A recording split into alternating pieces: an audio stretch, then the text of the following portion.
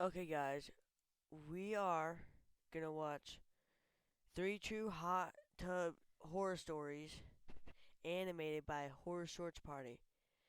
Horror Short Party, I'll include you in the video. I'm gonna make make a hat like a tag on my whole video, and I'm gonna I'm gonna make you have a link in a bio in the description. And yeah, just don't copyright me, please. And you, Horror Search Party. This is my favorite narrator, Terrence Nicholson. So let's go.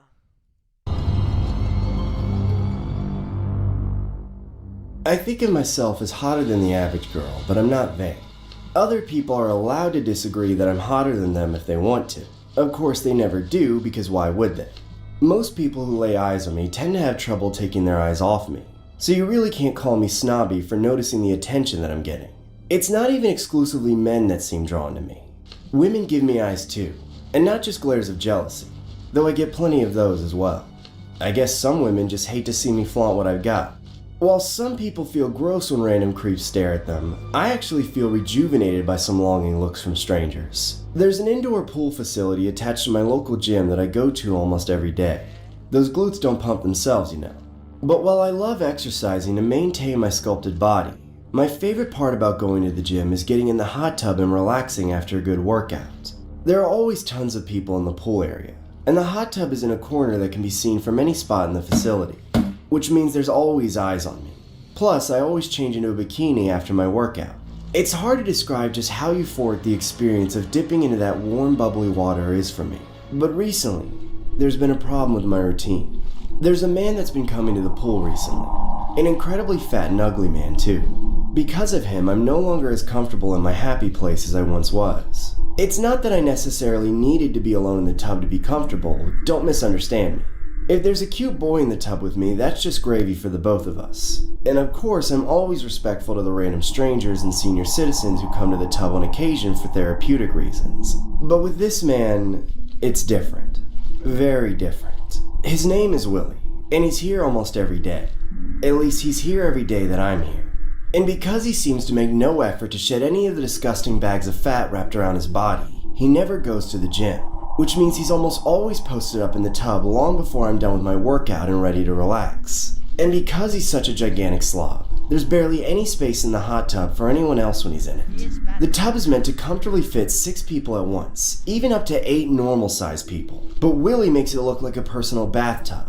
Unfortunately, the only space left in the tub after he gets in is one little spot directly across from him. And even then, my knees are always butting up against his stomach. I bet he wishes he could be even fatter so that there would be no space at all left for anyone else. I'm still not fazed by it though. I've dealt with my fair share of gross men, and I've long been done with freaking out and acting like a prima donna just because someone is covered in cellulite. I'm a grown woman, you know. I have a great deal of composure.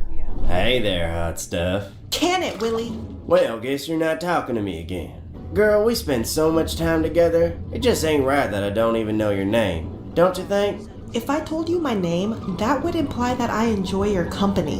And I don't. I wish you would leave and stop hogging the damn tub every day. Suit yourself. I'm actually a pretty interesting guy if you ever decide to give me the time of day. But I'm not going anywhere. This is my tub as far as I'm concerned. Trust me, there is a lot I could say to Willie. But I try my hardest to bite my tongue whenever I can in order to say as little to him as possible. I don't want us to start having real conversations, even if they're completely negative. Otherwise, Willie might start to get the fantastic idea that he has a chance with me, but he'll never have that. Every day when I came in, I would see him cause tsunami-like waves from the cannonballs he formed at the pool, but then he would eventually hog the tub, giving up any hope for others to enjoy it. I would just sit myself down in that one little corner he can't fill and enjoy myself in absolute spite of him. Every day he tries to talk to me, and every day I stonewall him and get what I want despite his best efforts otherwise. I think this has been a regular thing for about 2 months now. Things have gotten a little intense. I actually spend more time in the hot tub than I ever used to. It's a matter of principle. Willie sits in there the whole day without considering that other people want to enjoy it as well. So when I get in there with him, I feel like I can't leave until he leaves, or I would be admitting to supremacy over the hot tub. And I know that's ridiculous, but you should see the way he talks to people who dare to ask him to share. I'm doing this for all the patrons of the hot tub. I have to win. I have to knock that pig down a few pegs. But I do have to say, I never thought it would come to what it has. Last night, Willie just wouldn't shut up. He kept telling me to leave the hot tub. You should just give up, Miss Mellons. You're not gonna win this war, so get used to seeing this six-pack of flap every day. Better leave while you can, or else I'll unleash my secret weapon. I was deep in the trenches of utterly ignoring him. I had no idea he was serious, but after he lobbed that threat a few times, he really did it. All of a sudden, the water started getting warmer. Then I noticed a discolored yellowish cloud floating up from underneath Willie's stomach, and that's when I knew he was pissing in the tub. Yuck! What the hell is wrong with you? Willie just laughed. I hate that laugh so much. It was perhaps the most disgusting thing I ever did, and I only did it to spite him. But I stayed. Slowly the heat dissipated, but that's when the smell hit me. But when I thought that I'd have this victory by pinching my nose, Willie played his trump card, and it went from bad to worse. He leaned over for a second and farted, sending some bubbles rising to the top. But right behind the bubbles was something else. The yellow turned to a murky, frothy brown, followed by a few chunks of... Oh god, I hate remembering this part. A few chunks of turds. Willie was just chuckling, soiling my happy place with his feces. Oh my god! I jumped out as quickly as I could, but it was all stuck to me. So I ran to the showers as Willie laughed behind me in victory. That's when I knew this had to end. I had an ingenious idea while I rinsed off Willie's secret weapon. The next morning, I arrived earlier than ever.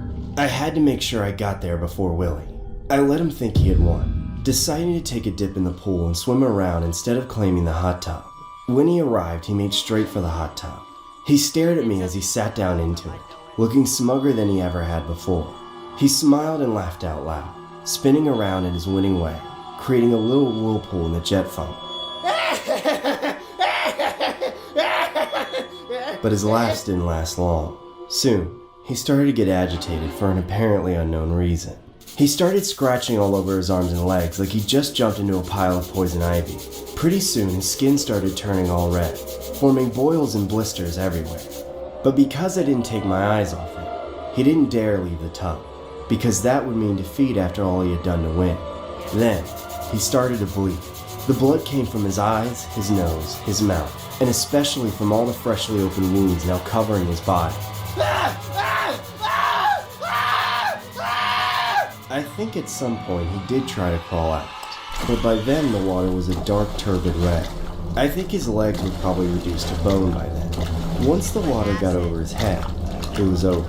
He gurgled and thrashed quite a bit, but all ineffectual.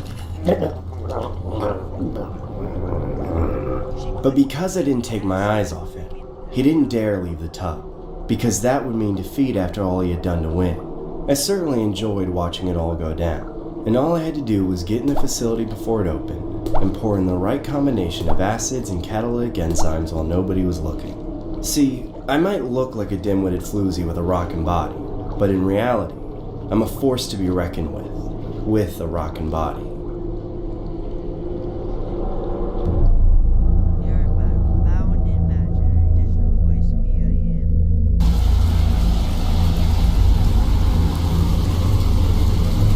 This story was inspired by a case that occurred in a home at Hucknall, Nottinghamshire. This was a house party gone bad, as tempers flared up between a couple that resulted in a fatal tragedy. When you combine alcohol, females, and of course a hot tub, you are bound to have a good time. But in this case, it was all but that.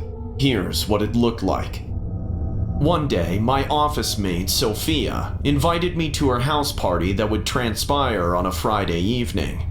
She lived with her boyfriend in a typical American wooden home, about 2,300 square feet. On her Instagram account, they seemed to be a lovely couple. On the night of the event, I came to her house wearing shorts and a sparkling top. There were tons of people there, so I had to squeeze myself in. While I finally made it through the thick crowd, I saw Sophia filling a glass of beer at the food table. I snuck up behind her, startling her in the process. Whoa, someone's a bit edgy tonight. Why are Republicans meddling in the Democratic primary to help Abdul El-Sayed? El-Sayed expressed sympathy for a terrorist who attacked a synagogue full of children. Abdul El-Sayed can't win the general election.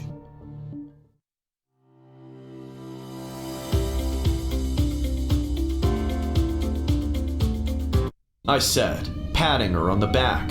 A bit. She replied, a little self-conscious. This is the first time I'm hosting a party. This is all James' idea, you see? No wonder. I said while mixing myself a margarita. By the way, when can I meet him? Scratching her head, she replied in a lackadaisical manner. Well, you can meet him anytime. If you can find him amidst this crowd, that is. Something seemed to be bothering Sophia. I felt it in my gut. But I was reluctant to ask her because it didn't seem like the proper time. This was a party, and we had to make the most of it. Hence, I pulled Sophia to the dance floor, attempting to uplift her spirits. For a moment, we were actually having fun, as she laughed every now and then. However, something seemed to have caught her eye as she gazed at the second floor window. I couldn't see what she was looking at, but she immediately left me without a word. Hey, wait up! What's the matter? I asked, feeling concerned. She turned to me with anxiety in her tone and said, I'm just a little exhausted. That's all. I'll get some medication from my room upstairs, then come back down. So go ahead and enjoy the party. Okay, if you say so. I replied apprehensively, allowing her to scurry into the house. Then, moments later, I followed her in. I made my way up the stairs as silently as I could. As I set foot on the second floor, I found a door that was slightly open and saw that the room was empty. I went inside and hid in the closet when I heard footsteps fast approaching. Moments later, I saw Sophia enter the room, yanking a man who might have been James. What the hell were you thinking, smooching another woman like that? And in my house? Sophia berated. Your house? This is my house too, you know? He said with a series of hiccups. And since this is my house, I can do whatever I want. He turned away and went for the balcony door. What is your problem? I covered my mouth to keep from gasping out loud at the scene. They've always seemed like such a happy couple. As soon as he left, I exited the closet. I tried to console her. She stood up gingerly and replied, It's nothing. I told you to just go back to the party, didn't I? This is none of your business. As she turned her back on me, I replied. Where are you going? She glared at me and said, I'm going to bed.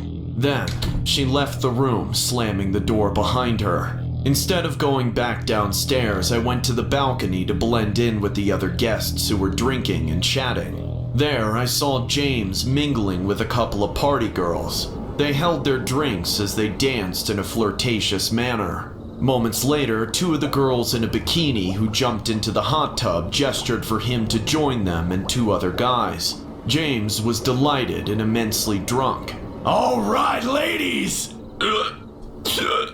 I've been waiting to do this all night, and now I'm finally doing it! James started to remove his boxers while the women in the hot tub were cheering for him, repeatedly saying, Take it off! Take it off! Take it off! Take it off! James, stop!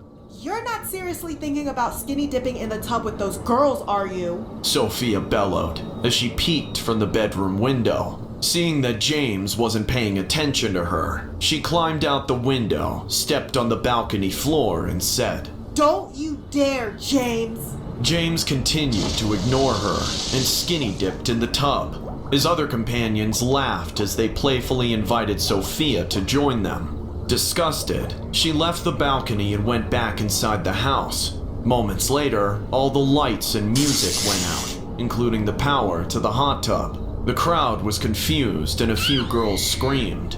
Ah! Just when it was starting to get lively out here! James hollered aloud as the drunken girls giggled.